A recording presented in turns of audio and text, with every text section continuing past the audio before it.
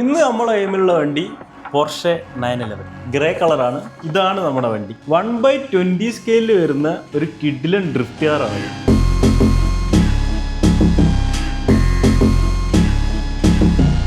വണ്ടീൻ്റെ ബോക്സ് നോക്കുകയാണെങ്കിൽ 2 colour variant ആണ് കാണിച്ചിട്ടുള്ളത്. ഒന്ന് നമ്മളെ golf edition blue and orange, പിന്നെ ഒരു ഗ്രേ കളർ വന്നിട്ടുണ്ട്. പിന്നെ വണ്ടീനെ കുറിച്ചുള്ള അത്യാവശ്യം ഡീറ്റെയിൽസും കാര്യങ്ങളൊക്കെ ഇവിടെ കൊടുത്തിട്ടുണ്ട്.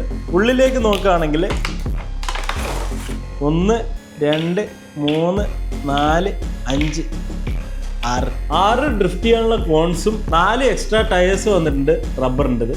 വണ്ടിയിൽ ഓൾറെഡി ഉള്ളത് പ്ലാസ്റ്റിക് ടയേഴ്സ് ആണ്. നമ്മളെ വീട്ടിൻ്റെ അകത്തു നിന്നെല്ലാം ഡ്രിഫ്റ്റ് ചെയ്യാൻ വേണ്ടിയിട്ട് പ്ലാസ്റ്റിക് ടയേഴ്സ് ആണ് നല്ലത്. ഈ ഡ്രിഫ്റ്റിംഗ് കുറച്ച് കുറക്കണമെങ്കിൽ റബ്ബർ ടയേഴ്സ് ഇട്ടാൽ മതി. കുറച്ചുകൂടി ഗ്രിപ്പ് കിട്ടുമ്പോൾ ഡ്രിഫ്റ്റിംഗ് കുറച്ച് കുറഞ്ഞോളും. അതുപോലെ നമ്മൾ പുറത്തു നിന്നൊക്കെ ഓടിക്കുന്ന സമയത്ത് നമുക്ക് റബ്ബർ ടയേഴ്സ് ഇട്ടിട്ട് ഓടിക്കാൻ പറ്റും.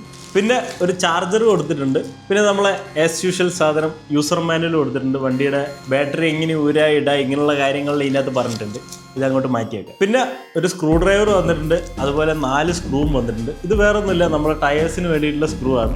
നമ്മളെ വണ്ടി അത്യാവശ്യം നല്ല ഡീറ്റെയിൽഡ് തന്നെയാട്ടോ വന്നിട്ടില്ലേ. ഫ്രണ്ടിൽ നോക്കുകയാണെങ്കിൽ GT എന്ന് പറഞ്ഞിട്ടൊരു ലോഗോ എടുത്തിട്ടുണ്ട്. അതേ ലോഗോ നമ്മൾ ഈ ബോണറ്റിന്റെ സൈഡിലും കാണാൻ പറ്റും കേട്ടോ. പോർഷയുടെ ലോഗോ അല്ല, ഇത് വേറെ ഏതോ ഒരു വണ്ടിയുടെ ലോഗോ കൊടുത്തിട്ടുണ്ട്. പിന്നെ സൈഡിലേക്ക് നോക്കുകയാണെങ്കിൽ അപ്പെക്സ് പവർ എന്ന് പറഞ്ഞിട്ടൊരു സ്റ്റിക്കേഴ്സും വന്നിട്ടുണ്ട്. അതുപോലെ നമ്മളെ ടയേഴ്സിന്റെ മുകളിൽ വെള്ള സ്റ്റിക്കേഴ്സും കാര്യങ്ങളൊക്കെ വന്നിട്ടുണ്ട്. ബാക്കിലേക്ക് നോക്കുകയാണെങ്കിൽ വേറെ കാര്യമായിട്ടുള്ള പരിപാടികളൊന്നുമില്ല. നമ്മളൊരു വലിയൊരു ബ്രേക്ക് ലൈറ്റ് കാണാൻ പറ്റും. പിന്നെ നമ്മളെ വണ്ടീൻ്റെ മിറേഴ്സും കാര്യങ്ങളൊക്കെ റബ്ബറായിട്ടാണ്. ഇൻ കേസ് വണ്ടി സ്ലൈഡ് ചെയ്ത് പോയിട്ട് എവിടെയെങ്കിലും ഇടിക്കുകയാണെങ്കിൽ ഇത് പൊട്ടാൻ ചാൻസ് കുറവാണ്.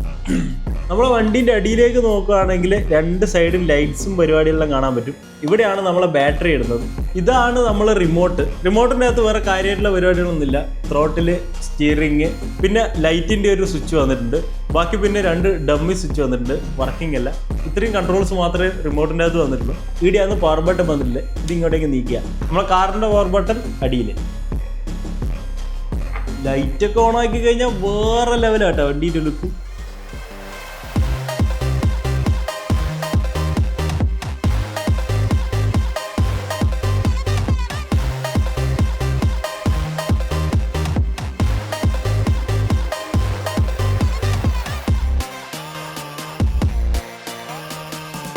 നമ്മൾ യൂക്ലിക്കിൻ്റെ പുതിയൊരു ഓഫ്ലൈൻ സ്റ്റോർ എറണാകുളത്ത് സ്റ്റാർട്ട് ചെയ്തിട്ടുണ്ട്. അവിടെ നിന്നാണ് ഞാൻ ഈ ഒരു കാറ് വാങ്ങിയിട്ടുള്ളത്.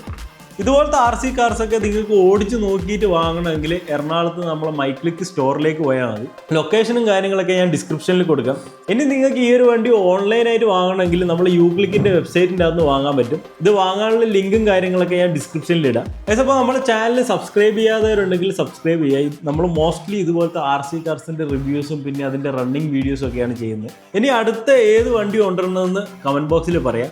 ആക്ച്വലി നമ്മൾ കമൻറ്റ് ബോക്സിൽ കുറേ പേര് മെസ്സേജ് അയച്ച് ചോദിച്ചിട്ടുള്ളതാണ് ബഡ്ജറ്റിൽ പറ്റിയ ഡ്രിഫ്റ്റ് കാർ ഉണ്ടോന്ന്. 2200 രൂപയ്ക്ക് ഇതിലും കിടിലൻ ഡ്രിഫ്റ്റ് കാർ വേറെ ഇല്ല.